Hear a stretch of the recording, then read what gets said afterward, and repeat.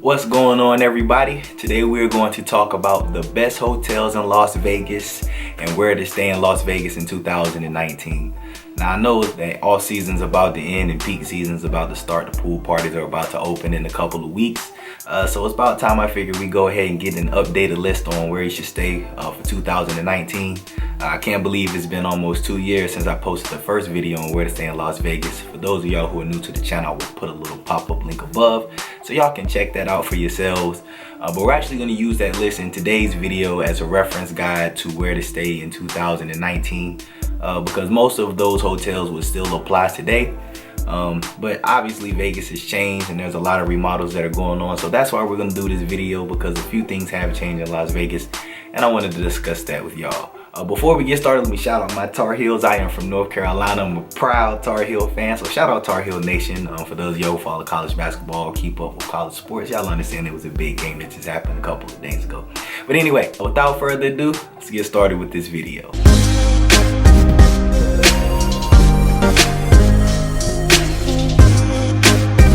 Alright, before we get started, this video is just for educational purposes only. These are my opinions, these are my suggestions. This is not an exact list. I'm not pulling this from an exact guide at all. These are just my tips and suggestions for those of you who may need them. So getting into the first list on this video. The first list was based on location. When I dropped the video the first time, it was based on the location being the center of the Las Vegas Strip, which is the Bellagio. I said that the Bellagio fountains, you know, that's a big attraction to everybody. Everybody wants to see the water show when they come to Vegas. So I based it on location, so basically that being the center of the Strip. The previous list I had used based on location was Aria, Mandarin Oriental, Cosmo, Planet Hollywood, Bellagio, Paris, Bally's, Cromwell, Flamingo, Caesar's Palace, The Link, and I'm going to go over a couple of these hotels for y'all. First of all, Mandarin Oriental does not exist in Las Vegas anymore. That has been remodeled and bought out by a company called Waldorf Astoria, I believe that's how you pronounce that. But they actually bought over that hotel, so the hotel is still there. It's just not Mandarin Oriental anymore. I have not stayed there. I will be staying there soon, so I will have some videos of that hotel to do room tours so we can actually see how nice those rooms are. I will leave that on the list. I'm actually going to add a couple of hotels to this list because location wise, T-Mobile Arena and that whole Park Theater area was nowhere near what it is now, and it is a very popular area now. So I am gonna add a couple of hotels to this list. I'll keep that list the same. I'm gonna go ahead and throw Park MGM on there. I'm also gonna add New York, and I'm going to add the MGM Grand, because even though the Bellagio is still somewhat the center of it, is still the center of the Strip. A lot of people want to stay around there because of how popular T-Mobile Arena has been. People who are watching the Knights games, they want to stay around that area. So New York is, and Park MGM, which has replaced the Monte Carlo. That is an area a lot of people are attracted to now because there are shops and restaurants and things around that area. So it gives you more incentive to want to stay on that side of the Strip. So I'm gonna throw those hotels on that list. I will say yes, stay at all of the other hotels mentioned on that list along with those two. I think those would be great hotels to stay at. There's so much that's changed in Vegas now. For those of you who are not familiar, from the Stratosphere to the Mandalay Bay, it's 4.2 miles. Las Vegas Strip is extremely long, very long, and there are tons of hotels that y'all are probably aware of. But with all of the changes, I would say those are the hotels that I would recommend if somebody were like, hey Tim, I'm going to Vegas, where should I stay, man? Give me some good hotels, but I'm trying to stay on the Strip. Those are the hotels that I would suggest for those people. Next on the list was based on luxury hotels. My top 5 hotels were the Aria, Cosmo, Caesar's Palace, Wynn, and Encore. And that list is not gonna change in 2019. I still think those are the top 5 luxury hotels on the Las Vegas Strip. I had a couple people say that Mandarin Oriental should have been in that list. I'm sorry, Waldorf Astoria. They were saying that should be an honorable mention, so I'll give it an honorable mention. But based on people who've stayed at these hotels and the rooms I've stayed in at these hotels myself, without a doubt, those are my top 5 luxury hotels on the Las Vegas Strip. So we're gonna leave that list the same. I wouldn't do any changes there. And the next list was affordable hotels. I had Monte Carlo, which is now Park MGM, MGM Grand, Planet Hollywood, Treasure Island, and the Mirage. So now for the 2019 update, I'm actually going to swap a couple of these hotels. So my top 5 hotels that I would recommend if you're going to Vegas based on an affordable price range. I'm going to say Park MGM, the MGM Grand, Planet Hollywood. I'm going to replace Treasure Island with the Flamingo, and I'm going to put in Bally's instead of Mirage. Now, Treasure Island and Mirage are great hotels to stay at. If you're considering staying there, stay there. I have nothing negative at all to say about those hotels. I've stayed at them both. I enjoyed them both.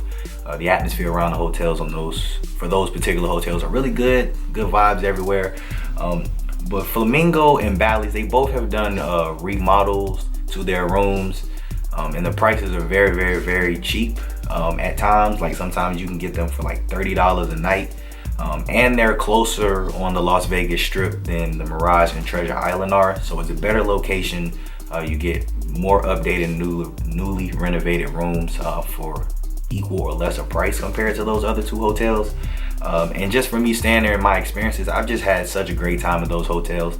So those are the hotels that I would swap out as far as an affordable price. As far as an affordable price range would go.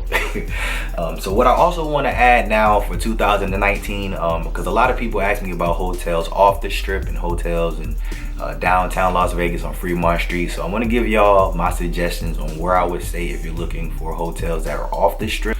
So my top 5 hotels for hotels that are off the strip. I have the Signature at MGM Grand, Palms Casino Resort and Palms Place, the Rio, Alara, and Hard Rock. Now some of you may be asking, like, why would I have the Signature at MGM Grand as an off the strip hotel when it's on the strip? Well, technically it's not on the strip. The MGM Grand is on the strip, but the Signature is a tower that's connected to MGM, but it is actually off the strip. You can access it by walking through the MGM Grand, but if you were to access the hotel itself, you would have to access it from off the strip. So it's considered off the strip hotel. But for sure, it's probably my number 1 hotel as far as off-strip hotels go. And these hotels are not ranked. I don't have them ranked on which hotels I think are the best. Those are just my top 5. Now, Hard Rock has been bought by Virgin. So I believe I saw somewhere online that by the end of 2019, it will no longer be Hard Rock Hotel. It'll actually be, I think, Virgin Hotel, or it'll be rebranded to Virgin. So it will no longer be Hard Rock. So for those of you who want to stay at the Hard Rock, you might want to come on to Vegas and get your Hard Rock experience in over the next few months, because by the end of 2019, it will no longer be Hard Rock. So just keep that in mind for those of you who are going to Vegas.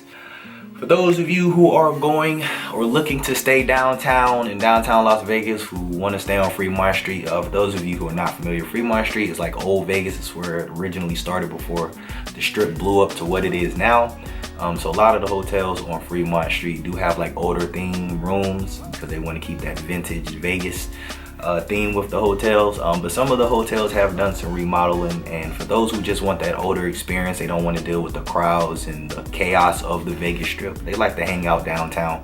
And Fremont Street is nice. It is a nice place to hang out. It's good to get an alternative to the strip.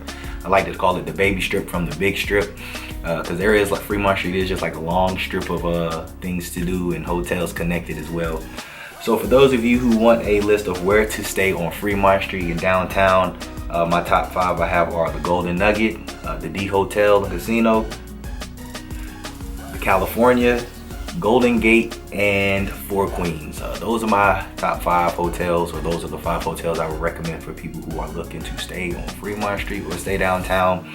These are also popular because a lot of people hate resort fees. They can't stand resort fees. They think resort fees are just a scam of money, and yes, they do add up. I'm fully aware of it. I agree with y'all. I think the resort fees are a little bit outrageous. This is very attractive to those who are looking to stay in Vegas without resort fees. So if you're staying in Fremont Street, or if you're looking for hotels that don't have resort fees, your hotels on Fremont Street, majority of them in these do not have resort fees. Last but not least, a lot of you ask me all the time, what is your favorite hotel, Tim? If you go to Vegas, what are your favorite hotels? Give me a list of hotels. So for me, this is hard because I have stayed at just about every hotel in Vegas. There are some I haven't stayed at, but I've stayed at just about all the hotels on the strip, off the strip, downtown. It's really hard to choose. But my top 5 favorite hotels are the Cosmopolitan, Aria, Bally's, Flamingo, and Planet Hollywood. The Cosmo and the Aria are my 1A, 1B. I love them both equally.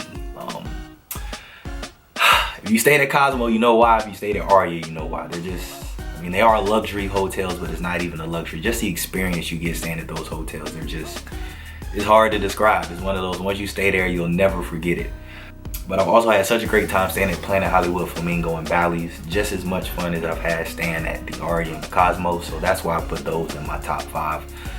Just because the hotel atmosphere, budgeting wise, the things around the hotels definitely sold me. So those are my top 5 hotels. This is my wrap up to where to stay in Vegas in 2019, the best hotels in Las Vegas. I also want to let y'all know I am going to do an update to the best nightclubs in Las Vegas and the best pool parties in Las Vegas. I know I haven't done a video on pool parties yet, but there is a new nightclub that will be opening in April called Chaos. It will be at the Palms. I'm gonna wait until April until I go to that club and I check out that pool party before I do the list of best nightclubs, because from what I've seen and what I've heard, it's gonna be a very, very, very nice club. But I'm gonna check that out, and once I check that out, I'm gonna drop a video for y'all on where to go party at in Vegas and what are the best pool parties and nightclubs. That'll be coming in April, so stay tuned around then. If you enjoyed this video, make sure to hit the like button, subscribe if you're new, and as always, thanks for watching.